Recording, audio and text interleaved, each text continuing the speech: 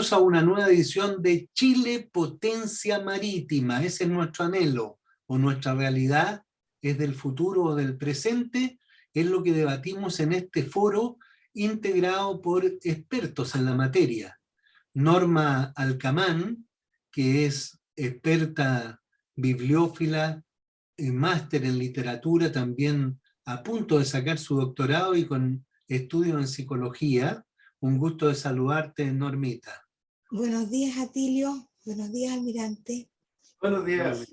Muy buenos días, Norma. Con nosotros también Miguel Ángel Vergara, almirante en retiro, fue comandante en jefe de la Armada y es el presidente de la Liga Marítima de Chile, estudiante actual universitario, como un pingüino. Un gusto de saludarlo, almirante.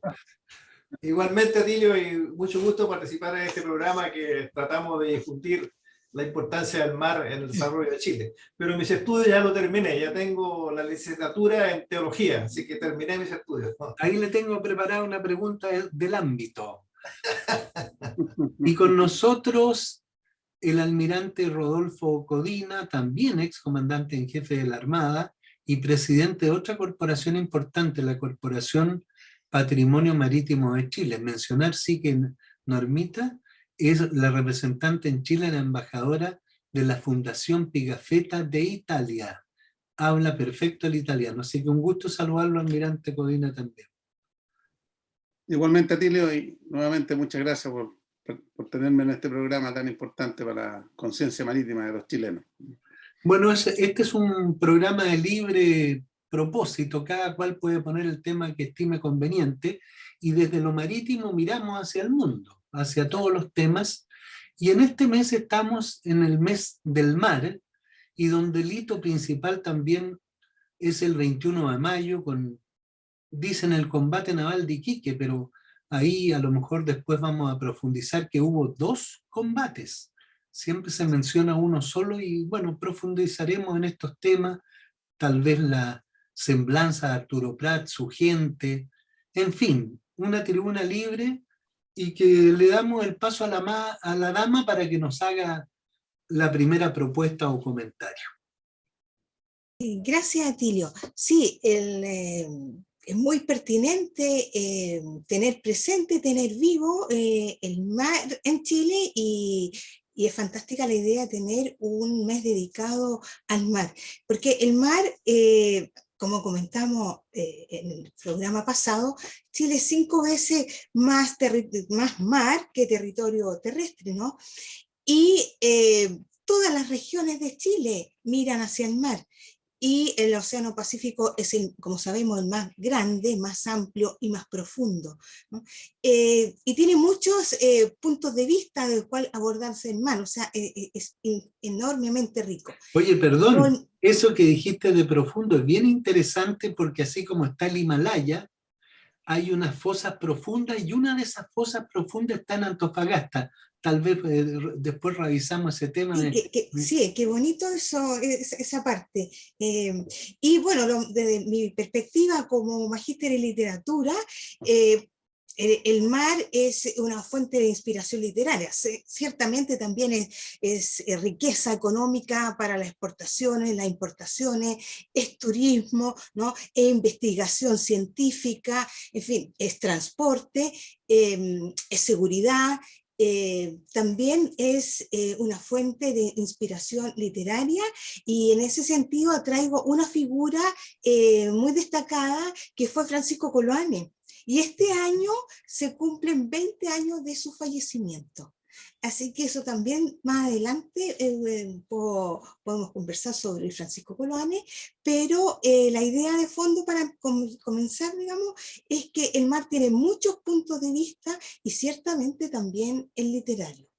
Vamos a tener que hacer una lista literaria para darle a nuestros seguidores, porque me hiciste pensar cuántos libros del mar habrán. Almirante, la tribuna está libre, pueden interrumpirse y participar. Atilio, para la Liga Marítima, el mes del mar es muy importante porque tiene una estrecha relación con su historia. De hecho, la Liga Marítima fue la originaria del proyecto de ley, un decreto supremo en realidad, en el gobierno del presidente Aguirre Cerda en el año 38, donde se estableció formalmente el Día del Mar.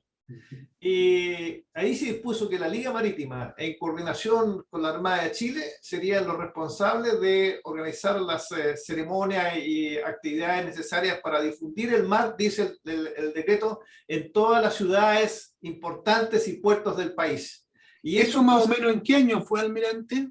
El año 38, 1938. Las primeras actividades del mes del mar, que no era el mes del mar, era el Día del Mar, partieron allá por el año 34. Pero se formalizaron en el año 38 por el decreto supremo del presidente Aguirre Cerda.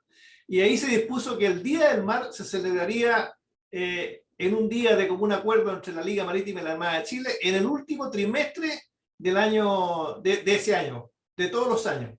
Pero finalmente el año 42, dado que coincidía con el turismo y la llegada de visitas a los distintos puertos del país, se cambió a febrero y se dispuso que el Día del Mar se celebrara en febrero. Y no fue un día, sino que fueron 3 días.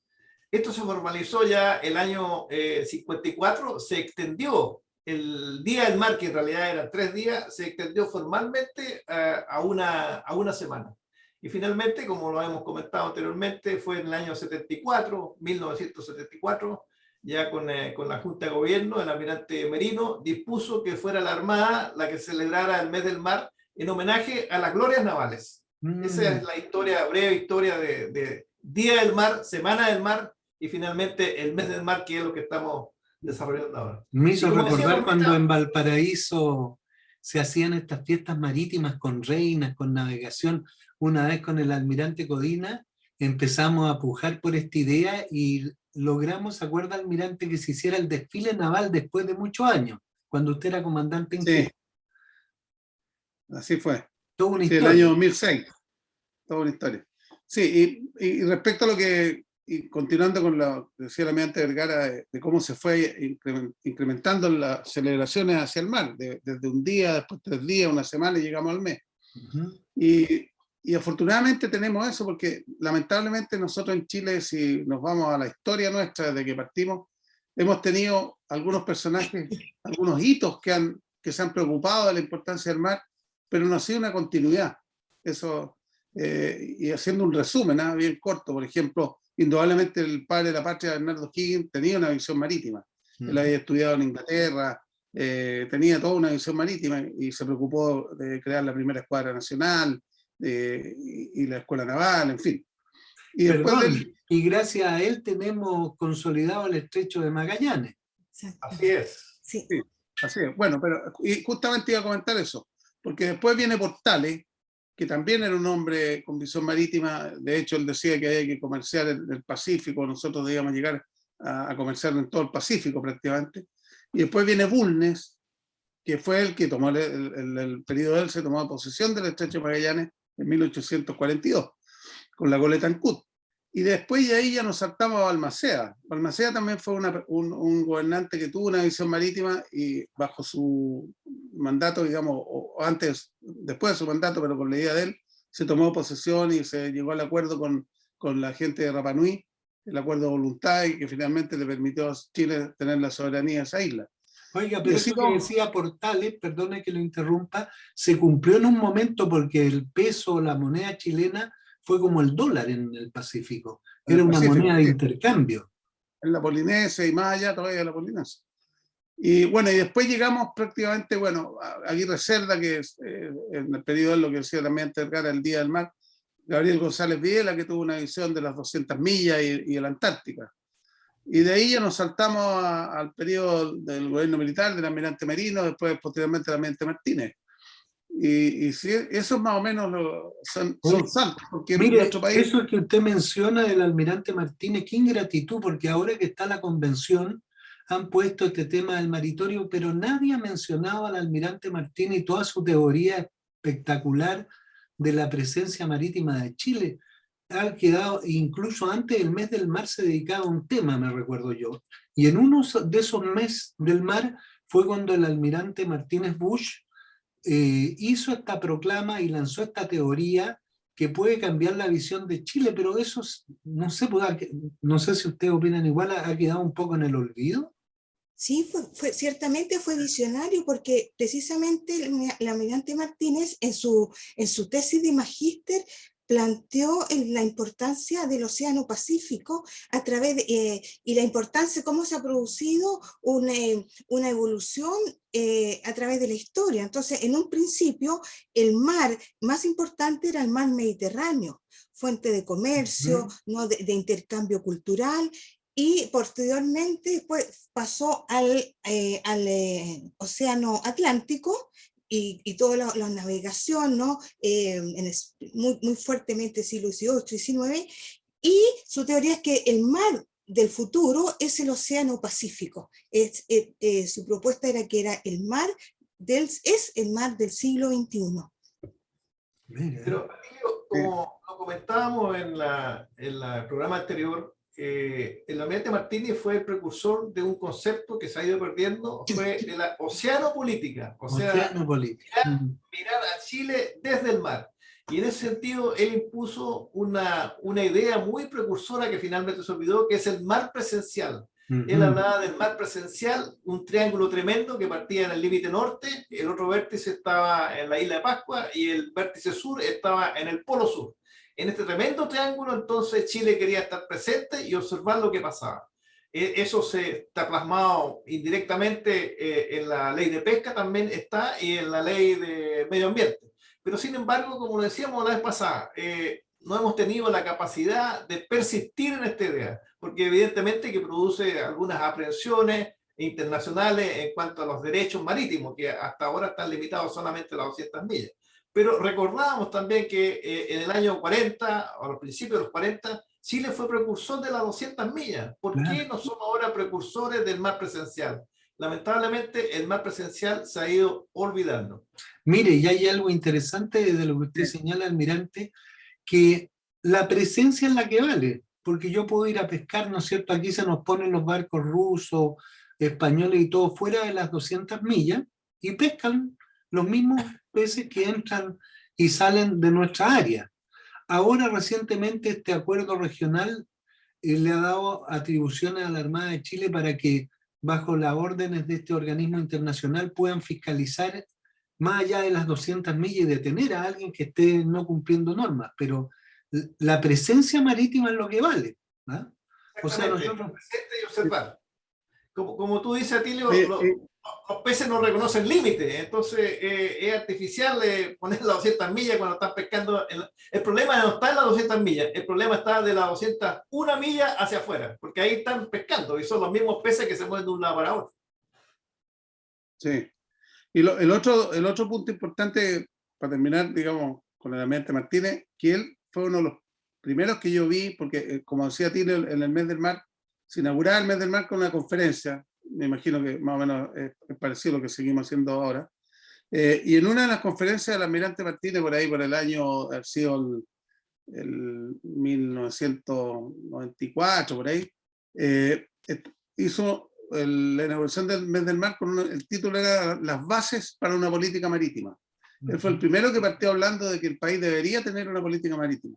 Y pasó mucho tiempo, hasta el 2015, que se hizo una conferencia que en Chile, yo asistí ahí en el Hotel Miramar, que se llamaba Our Ocean, pero estaba relacionada de políticas marítimas más que nada para el medio ambiente marino. Ese era el único foco. Y que afortunadamente el gobierno de la época, el gobierno de la presidenta Bachelet, el segundo gobierno, lo tomó en cuenta y se partió elaborando una política marítima que salió por ahí el 2018, ya algo aprobado con un grupo de ministros, y la Marina participó en esto, y ya un poco más amplia, no solo de la parte ambiental, sino que también la política que tenía que ver con la parte portuaria, con la parte de pesca, con la parte de seguridad marítima, en fin. Así que afortunadamente también, gracias a este impulso de la almirante Martínez y a estas conferencias que se dieron, llegamos a tener una política marítima. A propósito, en realidad un poco antes del almirante Martínez, en el tiempo del gobierno militar, Odeplan hizo una primera aproximación de una política marítima. Y yo quiero destacar que en el gobierno de la presidenta Bachelet II, con el canciller Heraldo Muñoz, se elaboró, como dice Rodolfo, una muy buena política marítima. Participó la Armada durante 2 años, la Armada y una serie de organismos relacionados con el mar, tanto empresas públicas como privadas. Y después de 2 años, 2 años y medio de varias reuniones, se logró un acuerdo en una, yo diría, bastante razonable política oceánica. Pero yo lamento que esa política oceánica que monitoreó el canciller Heraldo Muñoz se lanzó precisamente el último día del gobierno de la presidenta Bachelet. Y claro, la política lamentablemente es así, no tiene una visión de largo plazo, como asumió el gobierno del presidente Piñera, quedó en un cajón, y yo creo que todavía está en ese cajón esperando que resucite. Y este gobierno, no sé, no he escuchado que tenga alguna intención de reflotarla. Lo que sí es interesante, y lo destaco, que la foto oficial del presidente Boric, aunque está sin corbata, por lo menos tiene el mar de fondo, que espero que ese sea un indicio que tiene una visión marítima. Desde ya él como magallánico, yo creo que está mucho más consciente que otras personas, porque Magallanes dentro de todo es insular, pese a que está conectada al continente, es insular, vive el mar. O sea, a mí me da un aliciente esta fotografía oficial con el mar de fondo y con un presidente magallánico que ojalá retome esta política oceánica y no quede escrita en el papel, sino que la haga carne. Oiga, yo prefiero que no use corbata, pero que se preocupe por el mar. Exactamente. La corbata no importa para el mar. Claro, yo creo que... No importa para la fotografía oficial. Bueno, y otro gesto que hizo el Boris que hacemos los chilenos cuando después de ir al baño que salió por la tele. Bueno, Normita, no sé si quiere agregar algo más sobre esto. Sí, en ese sentido, yo soy optimista porque hay instituciones como precisamente la Corporación del Patrimonio Marítimo y la Liga Marítima que se preocupan de crear mucha conciencia y además de cultivar en los jóvenes el interés y el amor por el mar. Y mire, Entonces, no sé si el almirante manera le pueda contar, yo no me acuerdo, pero estas dos instituciones han publicado libros, que es un área de su interés. Yo no sé cuántos almirantes libros se han publicado a través de sus entidades. Sí, por lo menos la Liga Marítima ha publicado varios libros relacionados con el desarrollo marítimo de Chile. Desde ya, hace poco, como lo comentamos también en el programa anterior, lanzamos recientemente, el año pasado, noviembre o diciembre, un libro sobre Magallanes, sobre todo lo que ha hecho la Armada de Chile en el desarrollo de Magallanes y la Antártica. Y junto con eso también lanzamos un libro que no está relacionado directamente con el mar, pero sí muy asociado a la visión marítima, que es el conflicto que tuvimos, casi guerra que tuvimos con Argentina. Lanzamos un libro que se llama Beagle 78, que es muy importante porque yo creo que el país no percibió la intensidad o la proximidad que tuvimos de un conflicto. Ese libro da a conocer lo que hizo la Armada de Chile fundamentalmente, en la boca de varios entrevistados que participaron en el conflicto sobre esta situación. Y por supuesto tenemos el libro que es muy importante, que empezamos a reeditarlo, el libro de los 100 años de la historia de la Liga Marítima, donde ahí está claramente indicado todo lo que ha hecho la MIT, que es extraordinario, lo que hemos hecho, lo que ha hecho la Liga Marítima en esto. Bueno, el libro son 100 años, pero ya llevamos 106 años de vida ininterrumpida, y que es muy importante tener cualquier institución ininterrumpida más de 100 años de vida. Así que yo creo que somos instituciones, junto con la Corporación de Patrimonio Marítimo, que hemos sembrado con un grano de arena. No es fácil, pero un grano de arena de algo sirve. Y yo quisiera agregar una cosa más que de lo que dijo Normita al principio, sobre todo... Espérese, almirante, preguntémosle a Rodolfo de los libros también para que vayamos al otro tema. ¿Cómo no? Sí, bueno, nosotros también, nosotros hemos hecho varios libros y muchos libros relacionados con el mar, pero también con la parte histórica.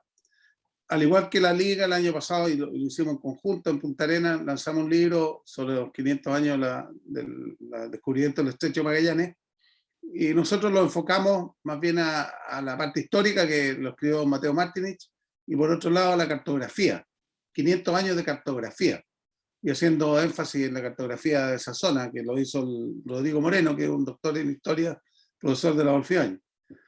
Y también hemos hecho libros que tienen que ver con el mar, de historia. Por ejemplo, toda la obra que hizo Vidal Gormaz, todo el trabajo hidrográfico que hizo Vidal Gormaz, que es el nombre que lleva, digamos, el Choa.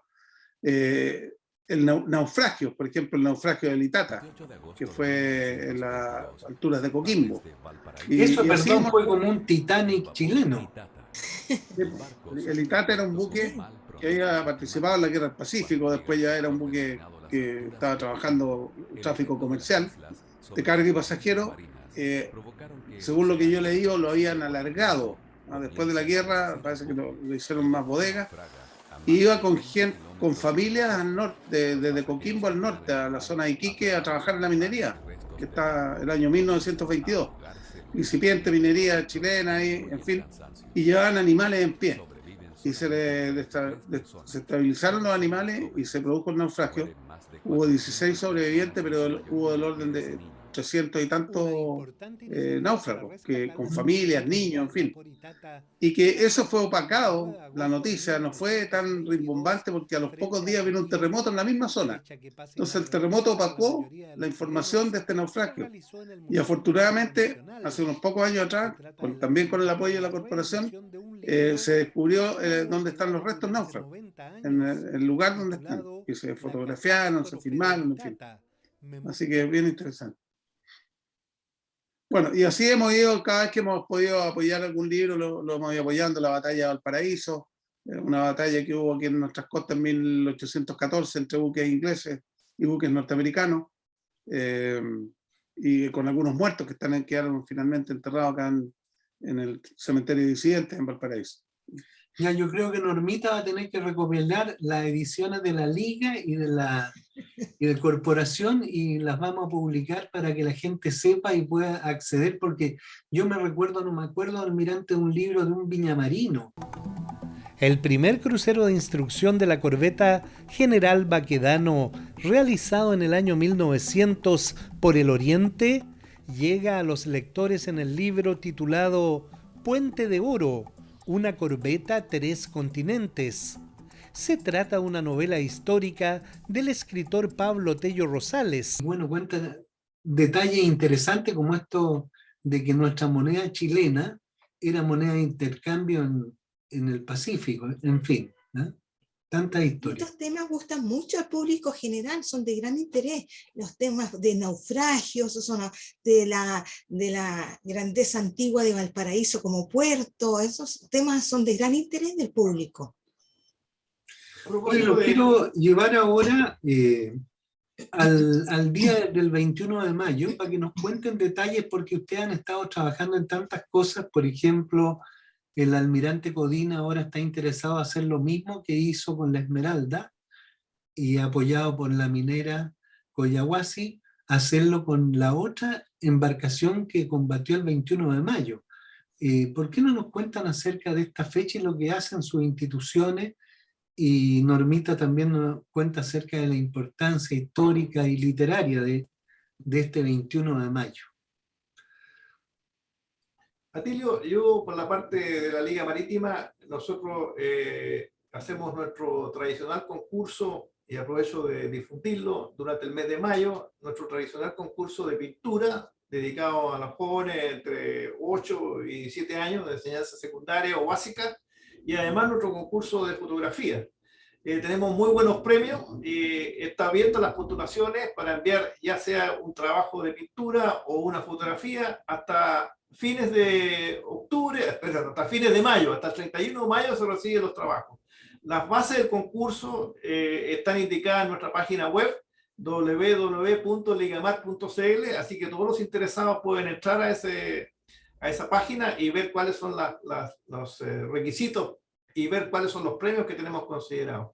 También tenemos... Y señalar que ese concurso fotográfico no es necesario tener grandes cámaras, puede ser con el celular. No, o sea... claro, es prácticamente con un celular. En realidad fomentamos que sea desde un celular, que cualquier persona que tenga una visión... El tema tiene que ser relacionado con el mar, por supuesto, pero un amplio espectro. Y quedó impresionado usted con el primer concurso porque decían van a llegar algunos y llegaban fotografías de todo el país.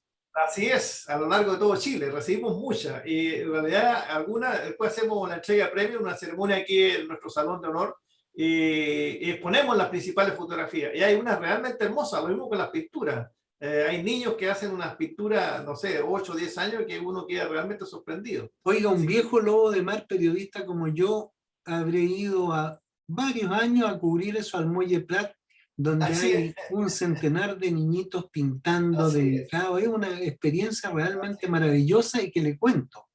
Tal Así es, vez, pero este año, Atilio, este año por primera vez vamos a hacer el concurso de pintura no presencial como lo hemos hecho siempre en el Muelle Prat, sino que lo vamos a hacer a través de envío por Zoom no por Zoom, por correo o dejarlo presencialmente acá, de modo que puedan participar un espectro más amplio de estudiantes y más alumnos democrático. más democrático, más abierto. Sí, sí. Y Eh, también tenemos el día 5 de mayo, nosotros hacemos una ceremonia al pie del monumento que inicialmente fue inaugurado como el monumento a la mujer del hombre de mar, que está ahí en el sector de Yolanda, un poco pasado la Universidad de Santa María, viniendo hacia Valparaíso. Allí todos los años, el 5 de mayo, nosotros hacemos una ceremonia conmemorando el Día de la Familia Naval, que es el día, el 5 de mayo, el día en que contrajo matrimonio Arturo Prat con Carmela Carvajal en el y año eso está 70. justamente en la plaza que lleva el nombre de la esposa de Prat. Exactamente, ese monumento de la mujer que ahora nosotros pensamos que es la mujer que hace del mar su sustento de vida, está ubicado en una plazoleta que recibe el nombre de Carmela Carvajal de Prat. Y precisamente por eso ahí hacemos esta ceremonia donde recordamos la importancia de la familia Oiga, y y un la forma de iniciar el almirante, matrimonio de Prat. y un paréntesis, no sé si Normita a lo mejor tenga alguna de esas cartas que mandó Prat. Sería interesante, sí, difundir. Profesora, siempre enfoco el quehacer literario a la difusión de las nuevas generaciones. Y en ese sentido, la idea de los concursos es genial porque los jóvenes son muy participativos y son muy dúctiles a tomar ideas y a entusiasmarse y apasionarse con lo que le enseñan. Y en este caso, el mar ciertamente es algo fascinante para los jóvenes. Así que la idea de los concursos es genial. Ahora, como después o a raíz de la pandemia se ha evolucionado mucho el tema de lo que es la tecnología y ahora se usan las reuniones por Zoom y todo eso, también sería interesante, por ejemplo, presentar exposiciones virtuales. La ventaja de una exposición virtual es que queda para siempre, porque es mucho trabajo crear una exposición, montar una exposición presencial bien, tener muchos visitantes y después de 2 o 3 meses hay que desmontarla. La ventaja de la exposición virtual es que queda. Por ejemplo, nosotros en la Sociedad Bibliófilos Chilenos, el año pasado, a propósito de los 50 años del Premio Nobel de Neruda, preparamos una exposición virtual con los amigos de la Sociedad Bibliográfica Toscana de Italia, porque Neruda es muy conocido en Italia, vivió allá en Capri, dejó muchas amistades, ¿no? De hecho, los versos del Capitán los publicó en Capri solamente en 44 ediciones por suscripción, y uno de los propietarios, por ejemplo, posteriormente llegó a ser presidente de la República, así tenía contactos y amistades de muy alto nivel.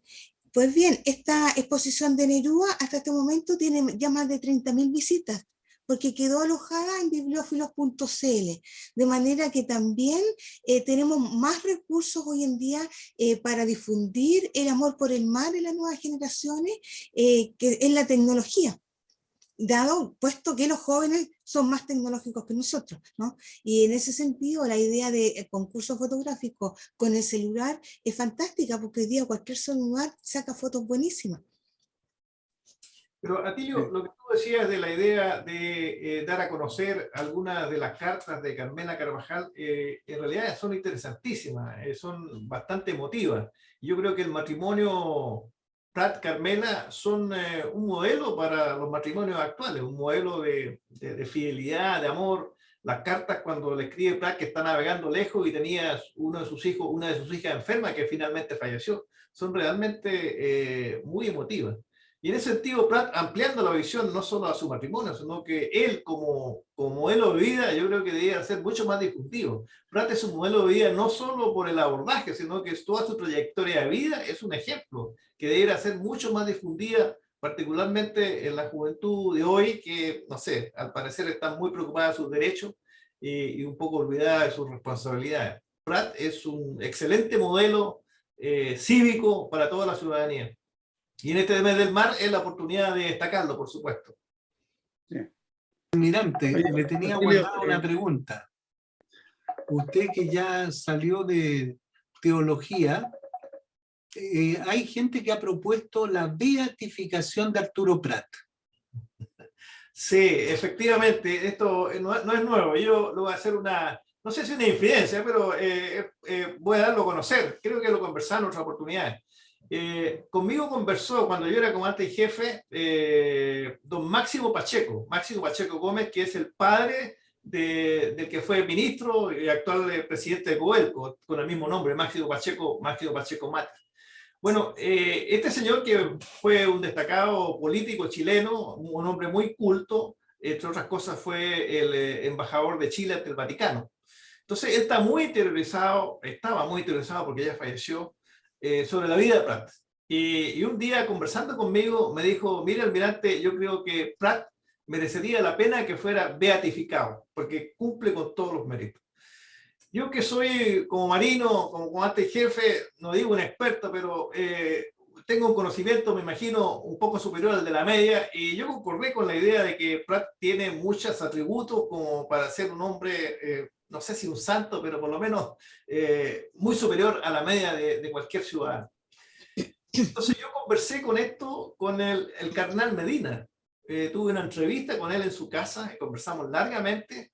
Le planteé lo que me había dicho a mí don Máximo Pacheco, ex embajador en el Vaticano. El cardenal Medina me escuchó con mucha atención, me dijo que él encontraba que efectivamente había muchos méritos, pero que el proceso de beatificación era muy largo, había cosas muy complejas, estaba fundamentalmente el tema de comprobar los milagros, y eso él veía que en el caso de Prat no era muy claro.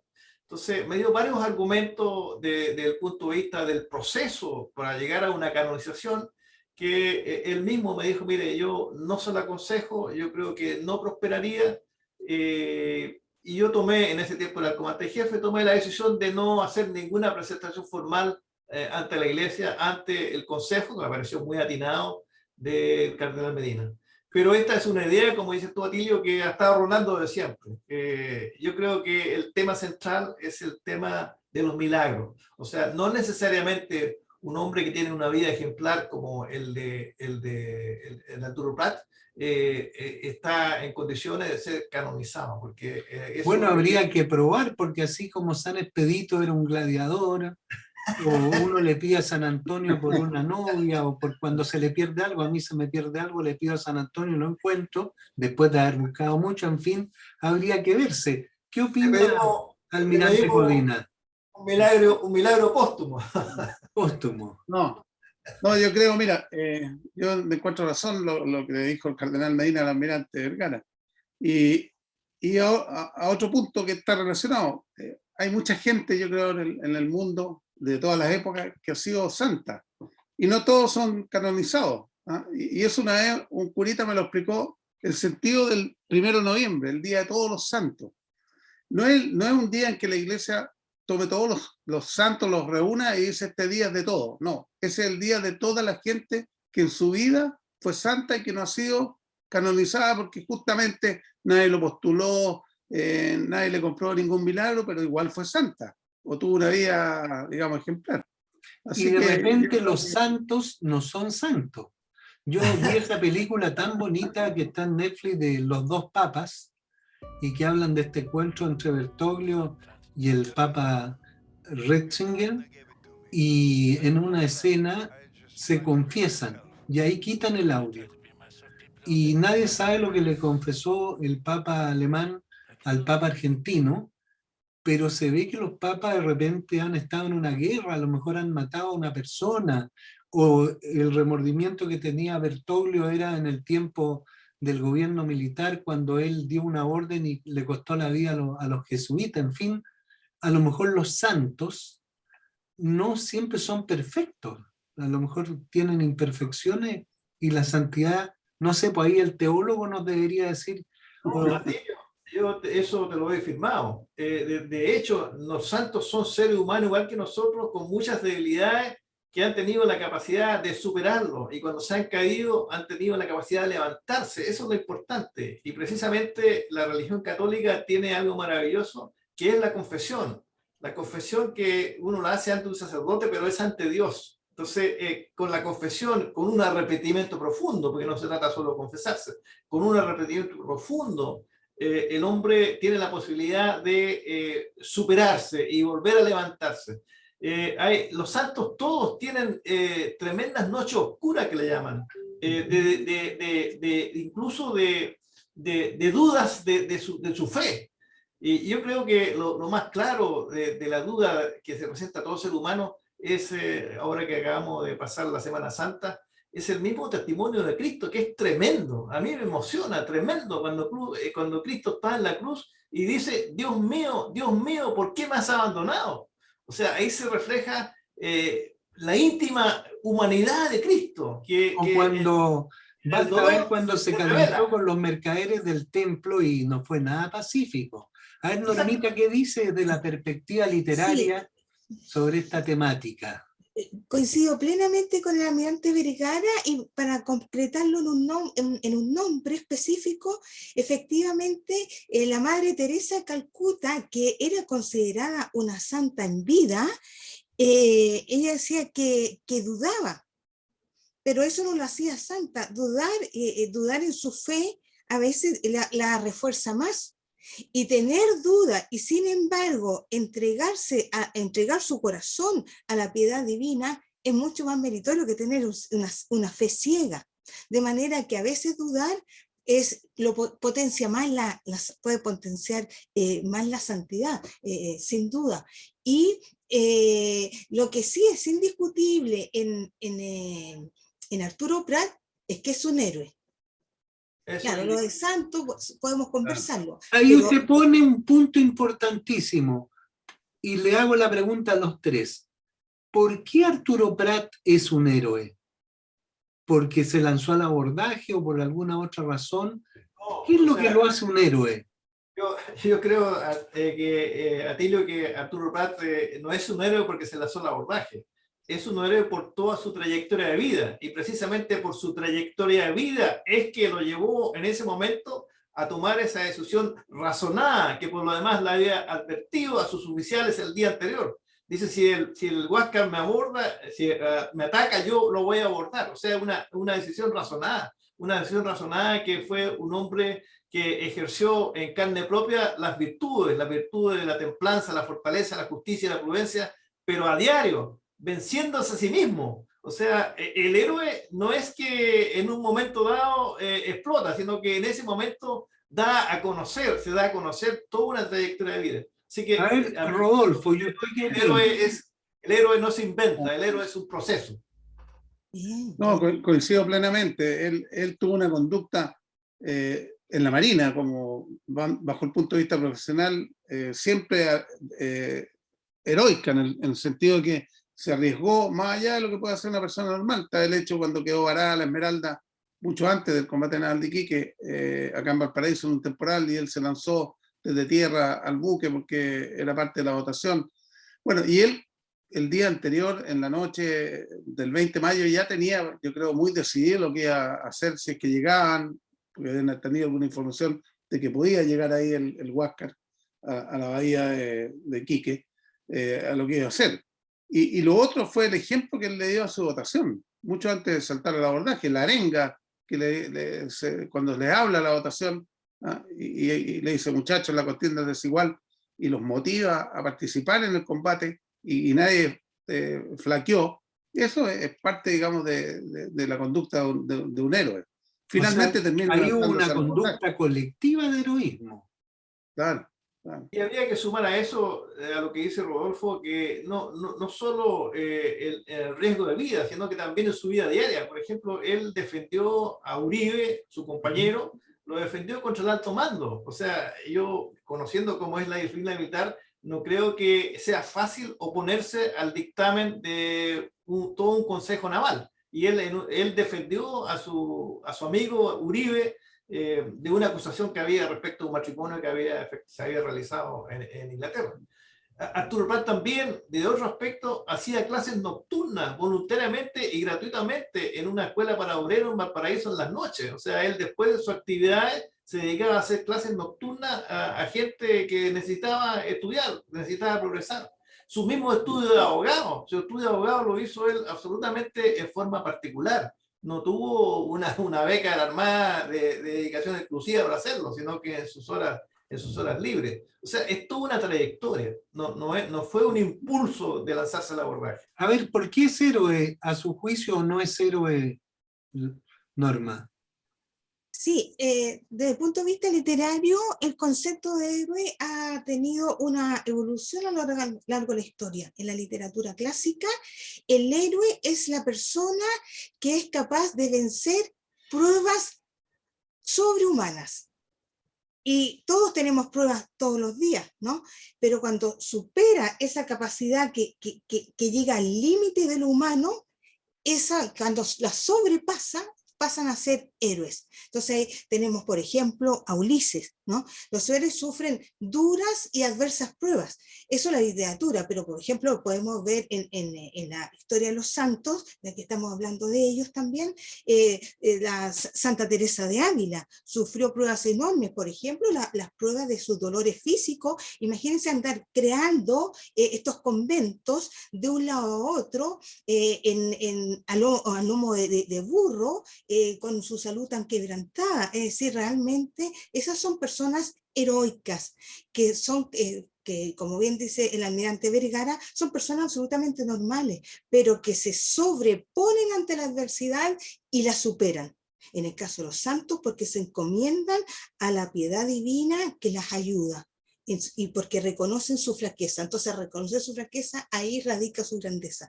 En el caso de, posteriormente, fue evolucionando y con el Quijote, en el siglo XVII, se produce un punto de inflexión, porque ya el héroe no realiza actos heroicos, notables y elevados, sino que el Quijote tiene un momento en que se ve muy humano, en situaciones que realmente dan risa, en fin, que da ternura, su fragilidad, ¿no? Y después se llegó al siglo XX, donde se habló ya francamente del antihéroe. Y el héroe pasó a ser simplemente el protagonista de la novela, el personaje principal. Entonces, en ese sentido, rescatar la figura de Prat es muy significativo para nuestro país, porque los países necesitan, las culturas necesitan tener un héroe que inspire y que nos dé identidad. Y en ese sentido, Prat es un dechado de virtudes que pueden inspirarnos y darnos autoestima como país del tipo de héroes que tenemos nosotros. Oye, el otro día fui a la escuela naval invitado por el almirante Zanelli y han inaugurado esto mismo que hay en Japón, que en la academia japonesa tienen 3 héroes como los máximos héroes navales de la historia. Tienen a Nelson, al inglés, tienen al héroe japonés y tienen a Arturo Prat. Y ese es un reconocimiento externo que hacen de Prat como uno de los más... Bueno, Nelson había ya perdido miembro, un ojo en la guerra, y él iba mostrando esto como un trofeo. Incluso ahí en el Museo de la Guerra del Pacífico en Santiago, que lo visité, hay una serie de fotos muy interesantes donde están los que fueron a la Guerra del Pacífico sin un brazo, sin las piernas, sin un ojo, luciendo elegante así, como si fuera una medalla de guerra. Entonces, esto del heroísmo, a mí Rodolfo García una vez me dio una explicación que me gustó. Dice que como uno puede estar en un combate y lo acorralan, lo encierran por todos lados, y de alguna manera es un héroe porque se defiende y sale adelante, no tiene otra. Pero en el caso de Prat sí tenía otra, porque él, ¿por qué se tuvo que quedar ahí con la otra goletas, defendiendo si sabían que las fuerzas peruanas eran superiores en poderío. Yo también a lo mejor malignamente me hago una pregunta. ¿Fue abandonado Prat y Condel? ¿Por qué la... Antes de terminar con el tema y te contesto mi opinión de respecto, yo creo que también en el heroísmo, no digo que sea definitivo, pero es muy importante tener un sentido de trascendencia.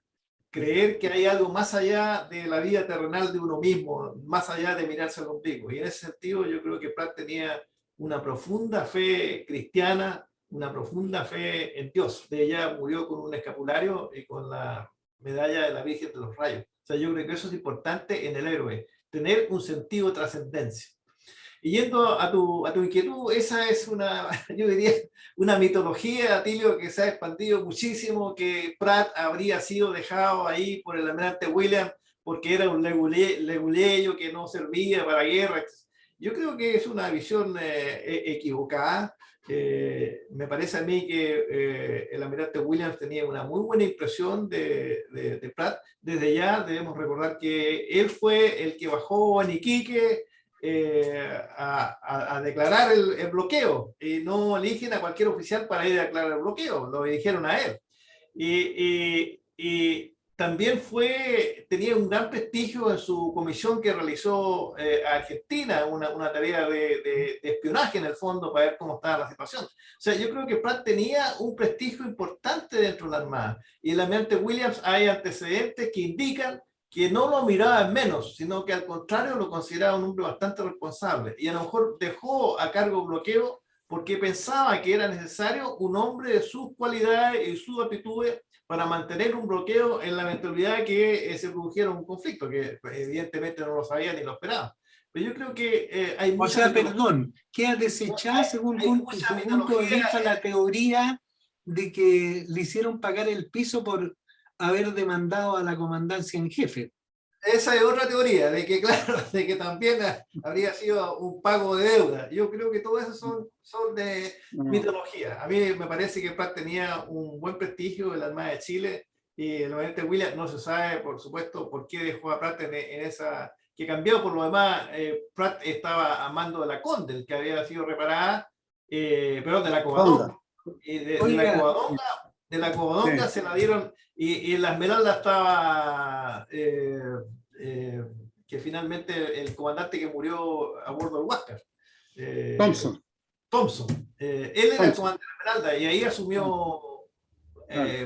Oye, yo quería hacer un paréntesis con respecto de esto del 21 de mayo, y bueno, y en honor también al pueblo mapuche, y mencionar que, bueno, Norma tiene ascendencia en esta gloriosa raza.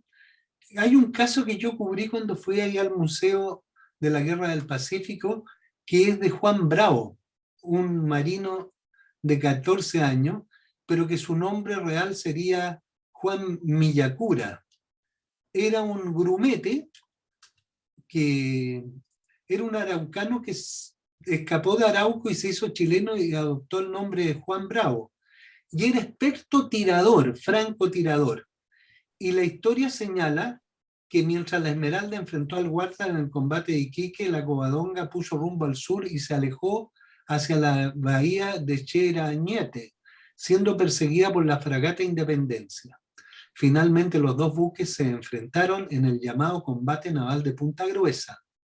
El grumete Bravo subió a la cola del mástil de la Covadonga y con un fusil, Corey Bain logró contener a los artilleros de la Independencia, matando a 16 marinos peruanos e inmovilizando el cañón, lo que se considera que fue clave para la victoria de Condel. Y cuando vuelve este cabro a Valparaíso, lo condecoran como héroe de guerra por esta hazaña. Así que yo quería mencionarlo porque me llamó mucho la atención este caso en momentos cuando hay como toda una reivindicación del pueblo mapuche. Y miren, primero un lolo de 14 años, bueno, con una destreza que decían, según ahí yo vi en el museo, que él iba a casar con su padre. Y La única comida era una bala, tenía que cazar un conejo. Si el cabro erraba, el papá le decía, dejaste a la familia sin comida.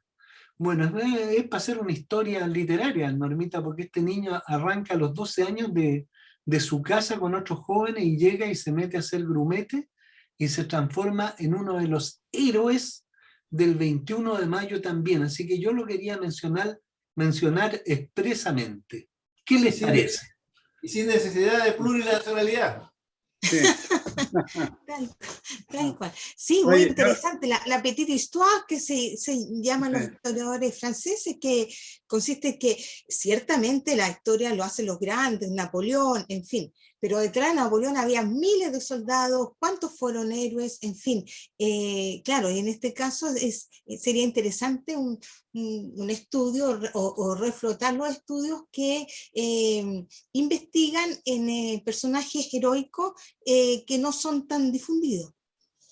Pero es efectivo lo que dice tú, Atillo, que la Covadonga, parte del éxito que tuvo fue, no sabía el nombre del personaje, pero que no solo él, sino que había varios tiradores muy capacitados a bordo de la Covadonga que hicieron gran daño en la independencia.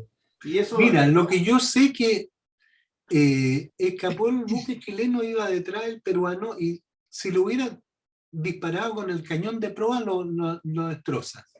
Y este niño, había más francotiradores como tú señalas y eran todos jóvenes, ¿eh? Deben haber sido grumetes. Pero este tenía la mejor puntería y se echó a estos 16 marinos peruanos y se los echó por el hoyito que hay en el cañón. Sí, una cuestión espectacular, porque estaba esa protección y ahí los disparó. Y bueno, oye, después... bueno, no y sé, la independencia trataba de despoloniar a la Covadonga. la iba persiguiendo hasta que encañó, gracias a la maestría de Condell, que se metió en unos bajos y quedó encallado el buque esto y no sé, pues fue la gran victoria. no, A ver, ¿qué nos yo cuenta el quiero almirante? aprovechar de contar una historia de la Covadonga, digamos, que me tocó a mí vivirla y bastante emotiva, porque yo fui comandante en jefe como contraalmirante recién ascendido de la cuarta zona naval con asiento en Iquique en 1999 y 2000. Entonces, y en Iquique el día 20 de mayo se hace un homenaje ahí en Punta Gruesa a Condell y toda su tripulación de la Covadonga para dejarle el 21 de mayo a Prat y todo lo que sabemos de la historia del 21 de mayo. Entonces un hermano mío me llama y me dice por teléfono, oye, hay un amigo mío que su papá es hijo de uno de los sobrevivientes de la Esmeralda, estamos hablando del año 99, y quiere ir a la ceremonia. Él va a ir a Iquique y es un coronel en retiro del ejército, va a ir a Iquique y quiere que lo inviten a la ceremonia. Bueno, de apellido Olit. Y yo lo invité y le pregunté, pues le dije, pero ¿cómo usted es hijo de un sobreviviente de la Covadonga? Entonces me dijo, mire, lo que pasa es que mi papá era un niño de 14 años que estudiaba en los padres franceses aquí en Valparaíso y Prat era amigo de la familia de él. Entonces cuando Prat zarpó la escuadra al norte, se fue a despedir de estos amigos, de esta familia amiga, él había tratado de enrolarse al ejército y le había dicho que no, porque lo encontraba muy frágil, muy joven, en fin. Y dice que le pidió poco menos que le tiró los pantalones para decirle, oiga, lléveme, comandante, o don Arturo, no sé cómo le diría. Y él le dijo, espérese, yo voy a ir a pedir los permisos y si me los dan, lo llevo. Y se fue a bordo con Prat, en la Covadonga, porque como decía la mente Vergara, el comandante de la Covadonga era Arturo Prat. Y llegó a Iquique, bueno, después Prat pasó a la Esmeralda, que era el mando de Thompson. Y él estuvo ahí, estuvo en la Covadonga. Entonces, el coronel me contaba toda la historia. Este caballero después se pasó a la infantería de marina. Y lamentablemente para la revolución del 91 estaba en el bando de Balmaceda. Entonces hasta ahí le llegó la carrera.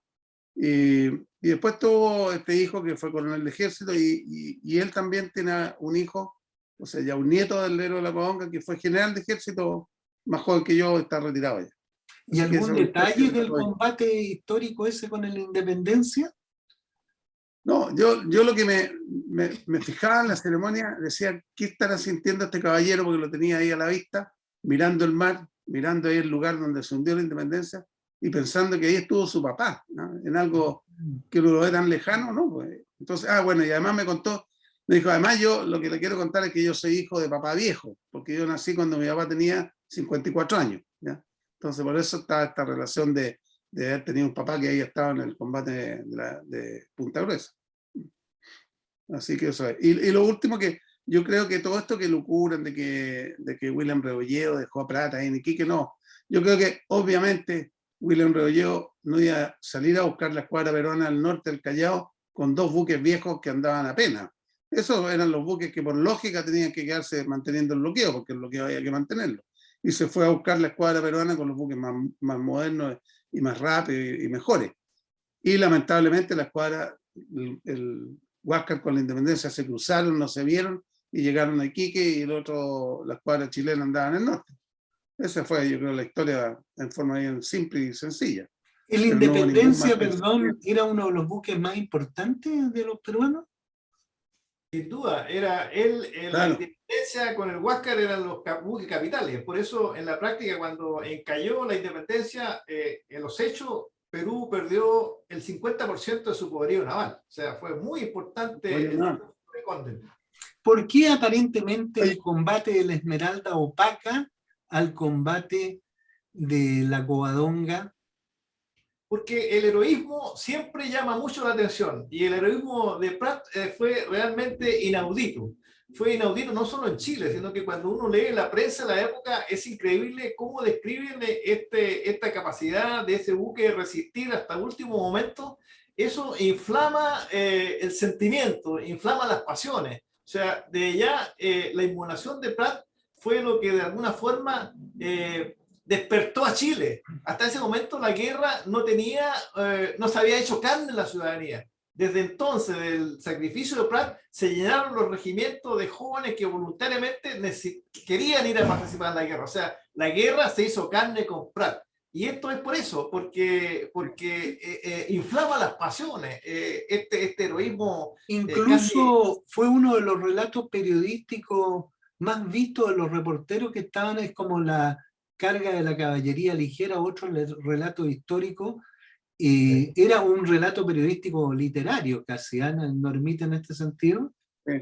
Sí, qué interesante, porque lo recién relatado es una prueba más de que Arturo Prat, sin duda, y lo digo así, sin duda, es un gran héroe, porque otra característica de los héroes es precisamente la capacidad de inspirar, primero por su sacrificio heroico, ¿no? De entregar su vida por un ideal superior. De todas maneras, eso es heroico, y además tiene tal fuerza espiritual, es tan grande ese acto que inspira a las futuras generaciones y a los jóvenes, inspira y es un ejemplo. O sea, sin duda, Prat es un héroe en el más amplio sentido de la palabra.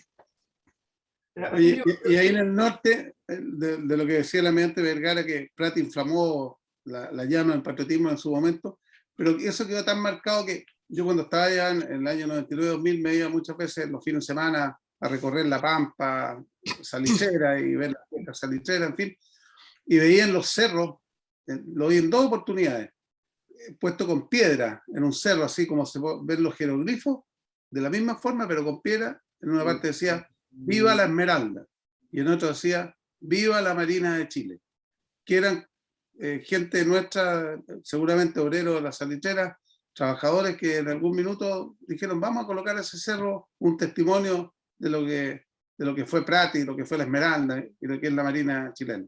Oye, me hizo recordar que una vez hizo una encuesta hace unos días, me parece, y cuál era la figura más importante de Chile, y al final quedaron Allende y Prat. ¿Se recuerdan ustedes? Pero Prat siempre... Ganó Allende. Ganó Allende, sí.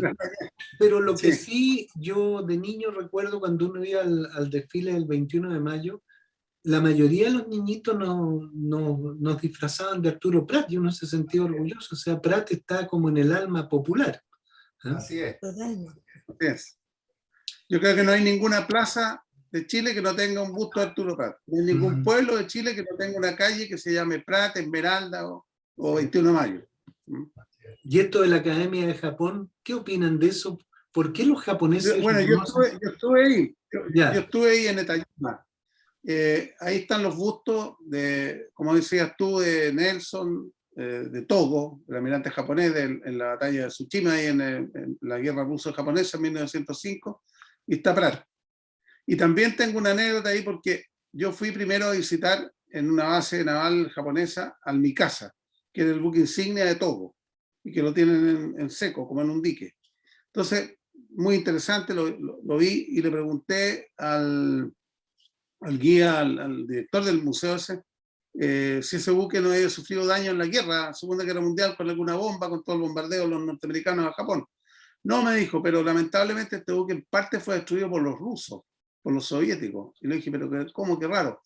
Es que cuando ya Japón terminó la guerra y se rindió a los norteamericanos, los norteamericanos les dejaron la puerta abierta a algunos rusos para que fueran ahí, y como tenían el recuerdo de la batalla de ruso-japonesa, la guerra, y destruyeron parte de mi casa. Bueno, pero parte de mi casa se recuperó con el La Torre chileno que se le vendió a Japón. Entonces, por ejemplo, la rueda de gobierno del puente, el stand-by de las máquinas, yo llego al puente y lo veo en español, toda fuerza avante, para, atrás. Entonces le digo, ¿y de dónde? Entonces me dijo, y ahí me contó lo de La Torre. Entonces le dije yo, mañana yo voy a ir a Tajima, a la escuela naval. Mire, me dijo, ahí en la escuela naval, en el hall principal, ahí sí que cayeron bombas norteamericanas. Y ahí se incendió el hall principal, que era de teca. La mitad de la teca que hay en ese hall es de La Torre, de las cubiertas de La Torre. Mira. oye, recordarle entonces, ya que puso en La Torre, que Chile, gracias a Chile, los japoneses vencieron a los rusos en un combate. Sí, con la Esmeralda. Sí, claro. Se le vendió la Esmeralda. El crucero Esmeralda se lo vendimos a Japón antes de la guerra con Rusia, antes de la batalla de Tsushima. Sí. A lo mejor muchos están pensando en la Esmeralda. Hay que recordarle que han habido como 5 o 6 buques de la Armada, desde el que fue capturado allá en el Callao, que han llevado el nombre de Esmeralda, ¿no? La Esmeralda actual no. Sí. Y la Esmeralda tuya de Iquique, Rodolfo, ¿esa quién? Bueno, esa es una réplica. Es una réplica que nos costó bastante hacerla porque no habían plano. Ese buque fue construido en un astillero en el Támesis, en Inglaterra, y ese astillero fue bombardeado en la Segunda Guerra Mundial por los alemanes y se perdieron y se quemaron todos los planos. Entonces al final tuvimos que recurrir a fotografías de la Esmeralda, que habían fotografías, y también recurrir a buques similares. Y con eso lo hicimos. También la Esmeralda, como era ya tan vieja, había sido construida en el año 1856, al año 79 ya tenía sus buenos años, sufrió cambios. Por ejemplo, el Beaupré, cuando se varó en Valparaíso, se le cambió el tamaño. Tenía un Beaupré de 9 metros, después quedó con un Beaupré de 6 metros. Entonces llegamos, bueno, ¿y cómo la hacemos? Hagámosla como era el día 21 de mayo, no cuando la entregaron en el astillero allá en el Támesis.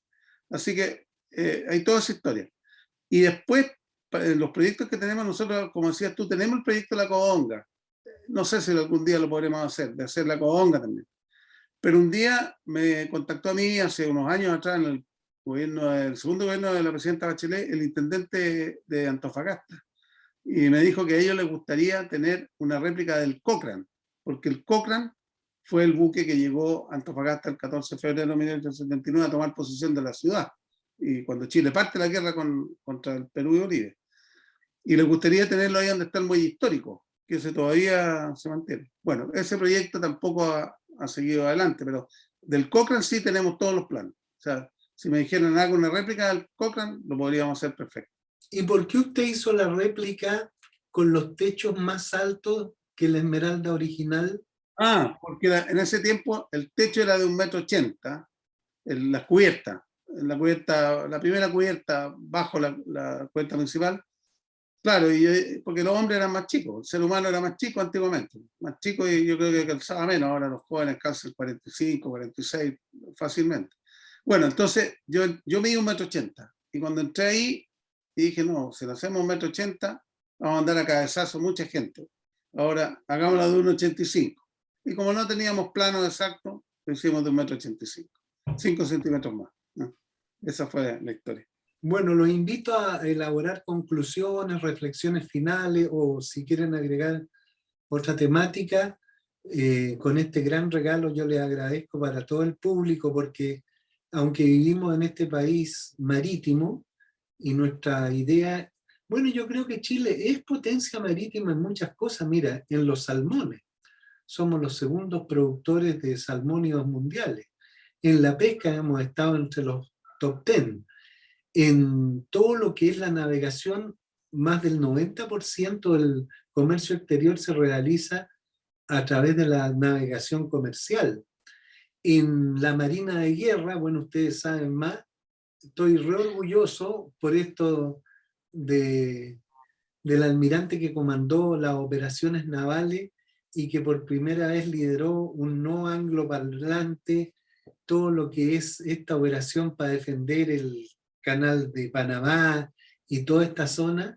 En fin, yo creo que somos ya un poco potencia marítima, pero no sé, algo como que falta, tal vez la conciencia de las autoridades, o a lo mejor Boris se lleva la capital a Punta Arenas, no sé, algo así habría que hacer para que Chile cambiara de esta mentalidad mediterránea que todo está concentrado en Santiago.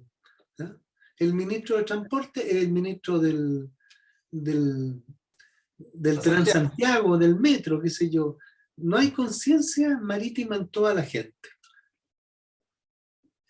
Atilio, yo haciendo como un comentario final, tú bien mencionas que el comercio internacional de Chile se desarrolla casi en un 80, perdón, casi en un 90, más de un 90% a través del mar. Entonces, precisamente esta situación de que hay una cierta, pese a los esfuerzos que hacemos, una fuerte de inconsciencia respecto de la importancia del mar, yo creo que ahora, de alguna forma, la situación que estamos viviendo con el COVID, particularmente en China, nos hace ver la importancia del transporte marítimo. Porque como tú sabes, en este momento hay un tremendo atosamiento de buques en Shanghái, que es el principal puerto de China y del mundo en realidad. Entonces, eso ha producido una serie de retrasos en las importaciones y exportaciones de Chile. Ha tenido problemas con la cereza, con la fruta, han buques que no han llegado acá, y eso se ha reflejado finalmente en que la cadena logística está alterada. Y como la cadena logística de Chile depende tan importante del mar, finalmente eso redunda en que contribuye a aumentar el IPC. O sea, la economía nuestra está de alguna forma asociada al comercio exterior, a la cadena logística del comercio exterior. Cuando esa cadena logística se ve interrumpida, como en este caso por el cierre del puerto de Shanghái, curiosamente, nos sube el IPC a nosotros o nos contribuye a aumentar el IPC. O sea, eso demuestra la dependencia que tiene Chile del mar y de la importancia de que la cadena logística sea fluida en todas sus líneas. No solo en el transporte marítimo, también en el transporte desde el puerto a las distintas ciudades. No sacamos nada con tener grandes puertos si no hay una cadena logística ferroviaria, caminera, camionera, que lleve los productos desde el puerto hacia los lugares que se van a consumir. Y ahí, nuevamente, si hay inseguridad en este transporte, como lamentablemente está ocurriendo ahora, si ese transporte es inseguro y los transportistas, por ejemplo, entiendo que ya no están haciendo el turno de noche, porque no se atreven, particularmente en el sur. Entonces, eso interrumpe la cadena logística, hace subir el precio de los productos, cambia la cadena, el equilibrio de la oferta-demanda y tenemos un problema económico. O sea, mire, buen tema, podríamos dejar para uno de nuestros programas especiales abordar estos temas logísticos porque está todo interrelacionado. ¿Eh? No sé qué otras conclusiones hoy en el día de hoy. Bueno, yo lo que quisiera hablar un poquito como conclusión, aprovechando que el mes del mar, tenemos el mes del mar, es como Chile, sin quererlo a lo mejor, sin que haya habido una política, ha ido mejorando su conciencia marítima, el chileno. Y ha sido gracias a la parte económica. Tú mismo lo mencionabas, los salmones. Antes, los años 80, nadie pensaba lo que era una salmonera. La pesca, que bueno, siempre la hemos tenido, pero fue mejorando. Y los puertos, y el transporte marítimo, ¿no? Y lamentablemente, como dices tú también, Atilio, la importancia que se le da muchas veces es poca. En el Ministerio de Transporte están muchas veces más preocupados de los camiones, el Transantiago, porque claro, los buques no hacen paro, los buques no se ven, no, es distinto. Y hay una oficina chiquitita muchas veces preocupada del tema marítimo, y otra mucho más grande y más importante en los temas terrestres. Pero yo creo que la conciencia marítima de los chilenos se ha ido, digamos, creciendo, porque han visto lo que significa el mar, lo que significa el comercio marítimo, la eficiencia de los puertos, que antiguamente eran muy deficientes. Yo creo que fue una gran medida esto de atomizar la antigua Emporche en puertos independientes, están administrados, por cierto, por el Estado, pero está el puerto de Arica, el puerto de Antofagasta, el puerto de Iquique, Valparaíso, San Antonio, Quintero, en fin. Así que eso como gran, digamos, una conclusión de este día. Interesante. Normita, Laurita. Sí, coincido con Atilio en el sentido que Chile es una potencia marítima y lo digo en los dos sentidos de la palabra potencia. En cuanto a potencia, en cuanto a un país líder, ¿no? Y fuerte, que ciertamente con todo este mar lo somos, ¿no? Y con todo, como dicen, todos los puertos que tenemos, y la exportación, importación, somos un país eminentemente minero y las exportaciones de cobre se realizan por el mar, es decir, es clave y es un país donde el mar tiene gran importancia. Y en ese sentido es potencia marítima. Y también, en segundo sentido, es potencia marítima, si usamos la palabra potencia como modo potencial. La potencia es que indica lo que podría llegar a ser. Entonces, Chile podría, la lectura de Chile potencia marítima también se puede entender como Chile puede llegar a ser un gran país marítimo. Es decir, habla de lo que es presente y también tiene una proyección futura, o sea, está un nombre muy bonito, Chile Potencia Marítima. Mira, de eso que decía el almirante Codina, uno siempre piensa en estos 10 puertos que nacieron del Emporche y que son concesionados y todo, pero el otro día en un programa me contaban que hay 65 puertos privados. Y me acordé por esto que dijo Normita acerca de la minería, hay puertos privados, ahí yo tengo imágenes, que, pucha, son increíbles la logística, la capacidad que tienen. Pero mira, antes que se me olvide, yo en este programa quería hacer un homenaje a un puerto. Al puerto de Chacabuco, al puerto de San Antonio, al puerto de Arica, no. Con mucho dolor en mi alma, y por esto de la globalización que nos pone en las narices, la tragedia, quiero hacer un homenaje al puerto de Mariupol, devastado, destruido por una invasión injustificable y sanguinaria. ¿Qué pasará con la gente de ese puerto que es como nuestro Valparaíso, o como nuestro San Antonio, o como tantos lindos puertos de Chile? Un puerto bombardeado, destruido, asolado por una sangrienta e injustificada acción en estos tiempos del siglo XXI, que esperábamos que fuera ya el siglo de la paz, de la globalización positiva. Así que yo no sé si nos vean allá en Mariupol, pero a veces fíjese que estas cosas van a dar a lugares impensados. Mi cariño, mi amor, mi apoyo para ese puerto que no conozco, pero que lo he visto en las noticias, que me traen aquí a la mesa, que me traen aquí a la cama, a mi escritorio, una tragedia. Mire, uno habla de Arturo Prat y su heroísmo, y de nuestra gente que combatió. ¿Qué heroísmo de estos ucranianos? ¿Cómo se enfrentan? ¿Cómo las mujeres se van y quedan los hombres solos luchando por su patria? O mucha gente que no quiere ir y prefiere morir ahí, así como Prat, por defender lo que es su nación, de alguien que se dice que es parte de su territorio. Pues yo me imagino que fuéramos nosotros a recuperar un territorio nuestro masacrando a nuestra gente. Así que vaya mi cariño, mi saludo, mi oración por Mariupol. Mariupol, Atilio, es importante para Rusia porque es el que le da un puerto a la zona del Donbass, que es precisamente la zona que ellos dicen que es de ellos porque hay mayoría rusa. Y ese puerto, Mariupol, es importante estratégicamente para ellos porque es la salida al mar de Donbass. Así que yo creo que están decididos a hacer cualquier cosa para mantenerlo. Y le da además continuidad geográfica con Crimea, que es otro punto importante. Y eso es lo que querían hacer ellos con Ucrania, porque Crimea lo conquistaron con un gobierno títere que finalmente es dependiente de Rusia. Y ellos pensaban que iba a ser igualmente fácil hacerlo con Ucrania, que iban a conquistarlo en un par de días, en un par de semanas, pero bueno, el heroísmo, como tú dices, el ucraniano, el patriotismo ucraniano dijo otra cosa, y yo creo que están entrampados. Y ahora se han concentrado precisamente en Donbass y en el puerto Mariupol. Estos son Y como lo los otro, vietnamitas, son claro, y como lo los otro es, vietnamitas, perdón, Sí, son sí, como los vietnamitas, los ucranianos con los franceses y los americanos. pero Están tan muy, difíciles de roer. muy pero equipados por Estados Unidos y por la OTAN con una tecnología muy superior a la rusa, hay que decirlo. no, y lo más importante que es el liderazgo de su presidente. Eso fue, yo creo, eso es lo que ha mantenido la situación así y que los rusos han sido incapaces de llevar adelante los objetivos que pensaban haberlos cumplido a lo mejor en 2 semanas, ¿ah? Por el liderazgo de esta persona que ha motivado a todo su país a luchar, ¿no? Ojalá tuviéramos gente así nosotros acá en el país en cuanto a líderes, digamos, ¿no?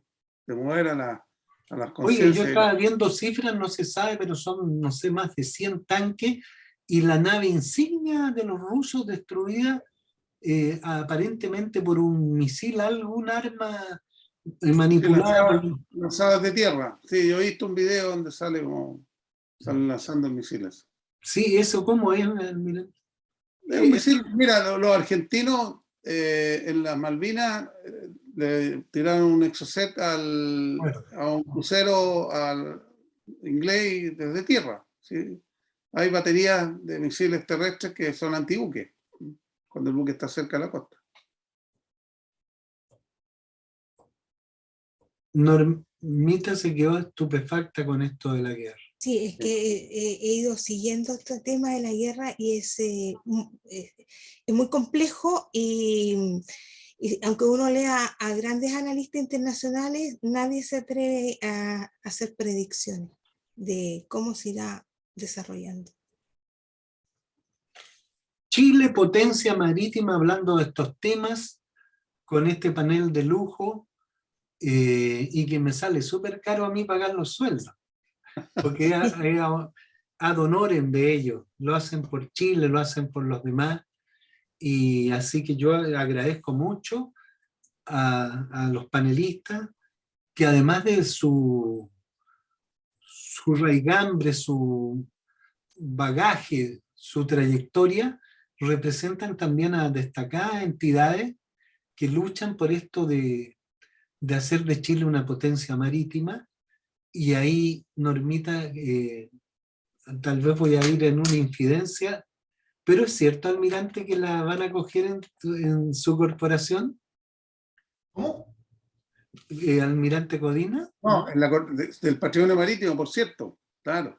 Sí, ya la otra vez estuvimos conversando con la almirante Zanelli también, y yo no había tenido la oportunidad de conocerla directamente. La conocí el otro día en la Embajada de Italia cuando condecoraron a la almirante Zanelli por todo el trabajo que se hizo con la participación de la corporación de traer el busto de Pigafetta a Magallanes desde Italia. Ah, qué Así bueno que, que metan mujeres en las corporaciones, buena noticia. y no solo que sea socia, sino que además la queremos postular que sea directora de Ah, la corporación. bueno, Muy- Nosotros tenemos directora mujer en nuestra Liga Marítima, o sea, no somos misóginos. es súper importante porque este era un ambiente antiguamente más de hombre. Bueno, ha ido cambiando. Desde que ustedes fueron comandantes en jefe se empezó a integrar la mujer y ahora ya, bueno, ya ocupa un importante papel en la Marina. Bueno, Oye, esa copucha quería saber. un tema que quería comentar de la corbata, tanto que hablamos de la corbata ahora, ¿Ya? que yo veo ahí al almirante Vergara con corbata y yo estoy sin corbata. Entonces, pero yo, mira, una vez, a propósito de los libros, fui a hablar con el presidente del Banco de Chile en Santiago para pedirle justamente apoyo bajo la ley de donaciones culturales para hacer el libro de Magallanes. Y Pablo Granifo. Entonces llego ahí, llegué con corbata, con chaqueta, en fin, y yo lo conozco bien a él, y sale sin corbata. Esto estábamos en plena pandemia, debe haber sido el principio del 2020, o mitad del 2020, y me dice, oye, y te veo con corbata, pero chuta, lamento recibirte así sin corbata, pero nosotros en el banco tomamos la decisión de que nadie más trabaje con corbata, porque la corbata es una fuente de contagio. Y es verdad, la corbata toca la mesa, alguien estornuda, y además me dijo, la corbata no se lava. Uno llega, la toma y la guarda, no es como una camisa.